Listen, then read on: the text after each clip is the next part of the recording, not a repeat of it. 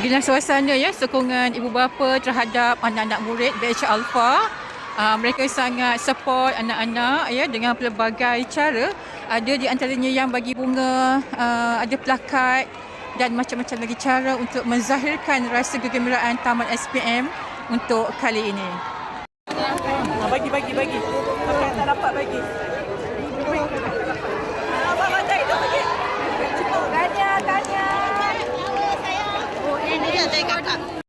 Orang dengan bantuan, dengan sokongan guru dan doa dari tuan-tuan, ibu bapa semua dapat sampai ke hari ini. Ia bukan mudah, ia satu perjalanan yang banyak cabarannya. Tanpa lelah